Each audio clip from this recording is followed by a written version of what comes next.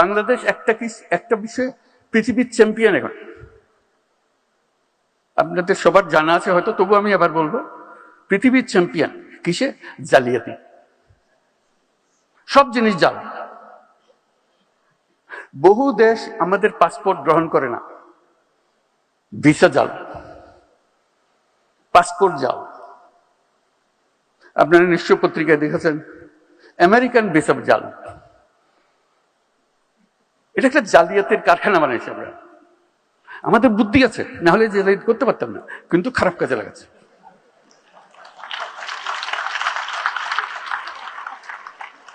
যে জালিয়াতি করতে জানে তার কাছে অনেক ক্রিয়েটিভিটি।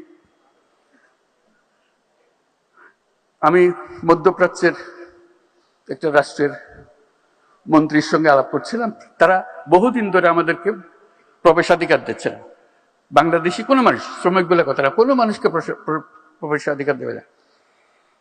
এমনকি আমি যেটা তাদেরকে বোঝানোর চেষ্টা করার জন্য, সর্বনিম্ন আমাদের যে মেরিনার, যারা জাহাজ চালায় দুনিয়াতে, should be proud of them.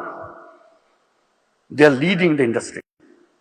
যে তারা জাহাজ চালায় দুনিয়ার, তারা এক বন্দর থেকে আরেক বন্দর, সেই উপলক্ষে তাদেরকে ওই দেশের বন্দরে যখন জাহাজ আছে তখন কয়েকদিনের জন্য তারা ছুটি পায়, শহরে গিয়ে একটা ঘোরাফেরা করে আসা যাওয়া করতে পারে, জাহাজ ছেড়ে স্থলে আসতে পারে।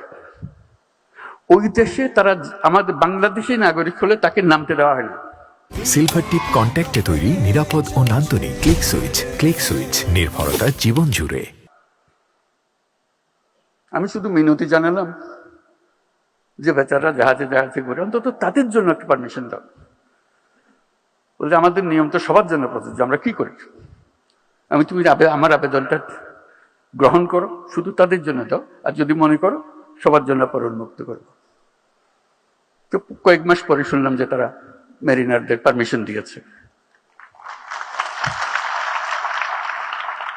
একটা দুটা দেশ না, লম্বা লিস্টে যাদের দেশে আমাদের প্রবেশাধিকার নাই। ওই মন্ত্রী যার সঙ্গে আমি মেরিনার নিয়ে আলাপ করলাম, সে বলল যে দেখেন আপনি বন্ধু মানুষ, আপনাকে পুরো জিনিসটা আমি বোঝাবো। আমি বোঝাবো বলতে, আমি নিজে গেছি এই যখন তারা আসে দেখার জন্য যে বাংলাদেশিরা রিজেক্টেড হয়ে যাচ্ছে কেন, তো নানা জনের কাগজপত্র দেখালো, শিক্ষার সার্টিফিকেট ভুল, জালিয়াত। বলছে একজন মহিলা, সে আসছে এখানে ডাক্তার হয়ে, তার ভিসা হলো ডাক্তারের ভিসা।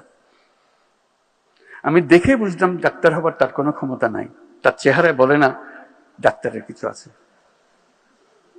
তা আমি জিজ্ঞেস করলাম আপনি কোন মেডিকেল থেকে পাশ করেছেন? তখন কাগজপত্র গাইতে আর জন্য বের করে দিল মেডিকেল সার্টিফিকেট। তো স্টাফরা বললো স্যার এটা জাল, এটা ভুয়া। বাকি সমস্ত সার্টিফিকেট তার জাল। সে বললো যে আমার অ্যাসেসমেন্টে সবদ কাজ যেটা শেষ পর্যন্ত করবে, আমি ঢুকতে পারমিশন দিলে সে গৃহকর্মী হবে, কিন্তু নিয়ে এসছে ডাক্তারের সার্টিফিকেট। কি হবে আমাদের? এই প্রযুক্তির কথা বলছি যে এই প্রযুক্তি সে জালিয়াতির কাজে লাগাবে। যদি না আমরা আগের থেকে আমাদের নিজেদের সংশোধন করি, এই গোড়াগুলো কেটে দিবে। হাজারে হাজারে মানুষ, নানা ভুয়া, সবকিছু ভুয়া, পারমিশন ভুয়া, ব্যাংক সার্টিফিকেট ভুয়া, এবং আমরা ইস্যু করছি সেগুলো, এবং জেনুইনলি ইস্যু করছি। যেখান থেকে যাবার কথা সেখান থেকে ইস্যু করছি পয়সা।